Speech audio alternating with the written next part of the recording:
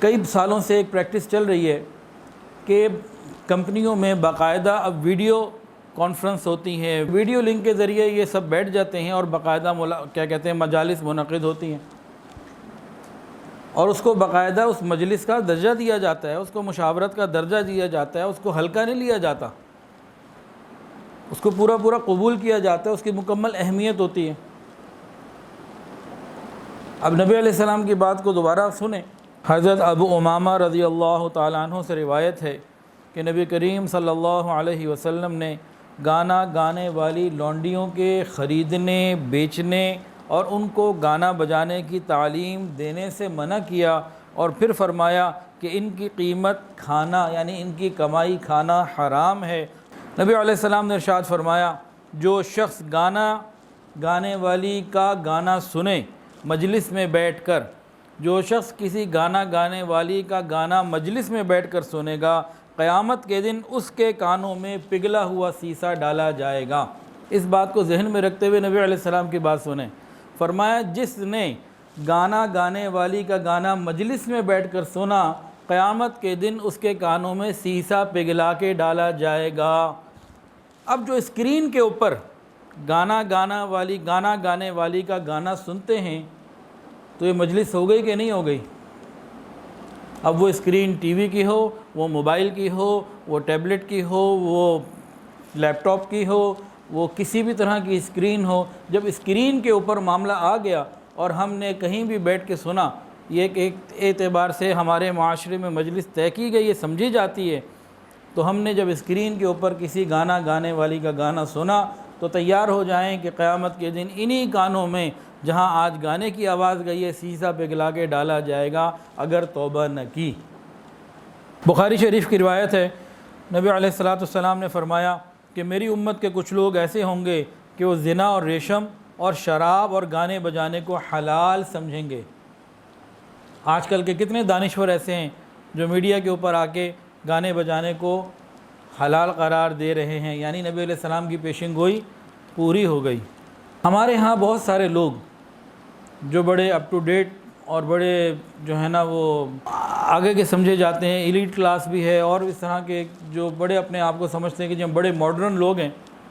وہاں کیا ہے، وہاں موسیقی کو، ناچ گانے کو بیماری، گناہ، حرام نہیں سمجھا جاتا، بلکہ اس کو ثقافت، آرٹ اور ایک کوالٹی اور جناب روح کی غذا، اور اس کو ایک بہترین فن لطیف سمجھا جاتا ہے۔ نبی علیہ السلام نے ایک آدمی کو دیکھا کہ رات کے وقت گانے سن رہا ہے، تو آپ نے 3 مرتبہ فرمایا اس کی نماز کا کوئی اعتبار نہیں، اس کی نماز کا کوئی اعتبار نہیں، اس کی نماز کا کوئی اعتبار نہیں، یعنی گانا سننے والے کی نماز بھی قبول نہیں ہوتی۔ حضرت انس رضی اللہ تعالیٰ عنہ سے روایت ہے، نبی علیہ السلام نے فرمایا، صحابہ کرام بیٹھے ہوئے تھے، فرمایا آخر زمانے میں کچھ لوگ بندر اور خنزیر بنا دیے جائیں گے،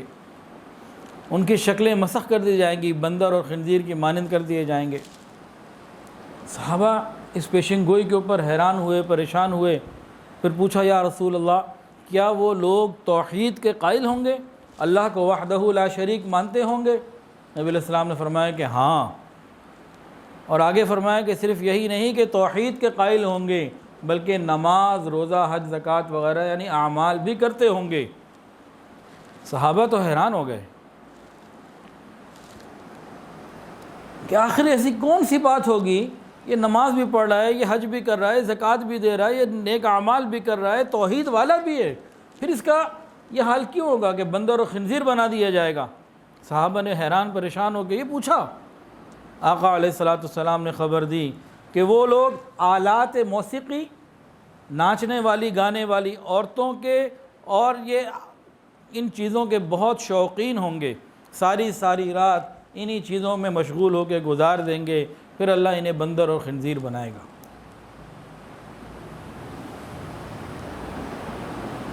ہو سکتا ہے ہم میں سے کوئی اٹھ کے کہہ دے جی کہ باقی باتیں تو سمجھ میں آ رہی ہیں، لیکن نہ آج تک ہم نے کسی کو بندر کے روپ میں دیکھا، نہ خنزیر کے روپ میں دیکھا۔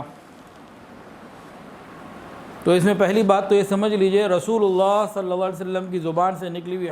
ہر بات سچ ہے۔ ہماری آنکھ کا دیکھا غلط ہو سکتا ہے، رسول اللہ صلی اللہ علیہ وسلم کی مبارک زبان سے نکلا ہوا حرف غلط نہیں ہو سکتا۔ تو ایسا پریکٹیکلی ہوا بھی ہے اور آگے ہو بھی سکتا ہے اور ہوگا، محسوس ہوتا ہے، اللہ عافیت میں رکھے۔ لیکن جو ہمیں نظر آ جائے گا اس بات کو سمجھنے کے بعد وہ کیا ہے؟ دو جانوروں کے نام لیے، ایک بندر اور ایک خنزیر۔ کتے کا نام بھی تو لیا جا سکتا تھا، اور بھی کسی گدھ کا نام لیا جا سکتا تھا، بندر اور خنزیر ہی کا کیوں لیا؟ کوئی تو حکمت ہوگی نا اس کی۔ تو جو محققین ہیں انہوں نے فرمایا کہ بندر کا کام ہے نقالی کرنا، دوسروں کو جو دیکھتا ہے ویسے کرتا ہے، یعنی ایکٹنگ، ایکٹر نہیں ہوتا، بندر کا کام ہے ایکٹنگ کرنا۔ اور خنزیر یہ انتہائی بے غیرت، بے حیا اور دیوس قسم کا جانور ہے کہ اس کی بیوی کے پاس، اس کی عورتوں کے پاس، مادہ اس خنزیر کے پاس کوئی بھی آئے اسے کوئی پرواہ نہیں، سب کے لیے دروازہ کھلا رہتا ہے۔ تو یہ دو چیزیں ان دونوں جانوروں میں موجود۔ اور آپ دیکھ لیجئے آج اپنے ہی معاشرے میں ہم دیکھ سکتے ہیں کہ جو لوگ گانے بجانے کے رسیا ہیں، موسیقی کے اندر ڈوبے ہوئے ہیں، اور ان کا تعلق گلوکاروں سے، فنکاروں سے اور ایسے لوگوں کے ساتھ آنا جانا کثرت سے ہے، اور وہ طبقہ جو خود ان چیزوں کے اندر ملوث ہے، ایک تو یہ ایکٹنگ کے اندر بہت ماہر ہوگا، یعنی بندر کی صفات، اور دوسرا ان لوگوں کو اور ان کے ساتھ آنے جانے والے، رابطہ رکھنے والے لوگوں کے اندر یہ بات خنزیر والی جو دیوس کی ہے وہ موجود ہوگی کہ ان کی محرم عورتوں کے پاس کوئی آئے جائے انہیں کوئی پرواہ نہیں، ان کی بیویوں کے پاس کوئی آئے جائے کوئی پرواہ نہیں۔ بلکہ اب تو ہمارے ملک کے پاکستان میں یہ بھی شروع ہو چکا کہ بے حیائی کا اور بے غیرتی کا وہ دن جو دنیا میں منایا جاتا ہے جس میں لوگ اپنی بیویاں ایک دوسرے کے ساتھ تبدیل کرتے ہیں، وہ یہاں بھی شروع ہو چکا۔ حضرت عبداللہ ابن مسعود رضی اللہ تعالیٰ عنہ سے روایت ہے، نبی علیہ السلام نے ارشاد فرمایا، موسیقی دل میں زنا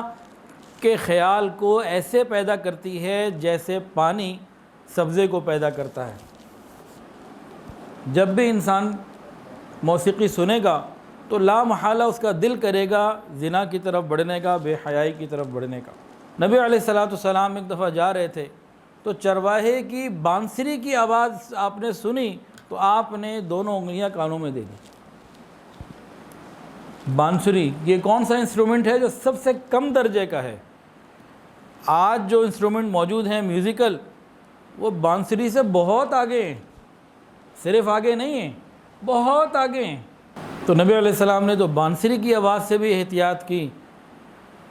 اور ہم گھروں کے اندر میوزیکل انسٹرومنٹ لے کے بیٹھے ہوئے ہیں، کیا بنے گا ہمارا؟ ویڈیو کے نیچے سبسکرائب کے بٹن پہ کلک کریں، بیل کے آئیکن پہ کلک کیجئے تاکہ ہر نئی ویڈیو کی نوٹیفیکیشن آپ کو مل جائے۔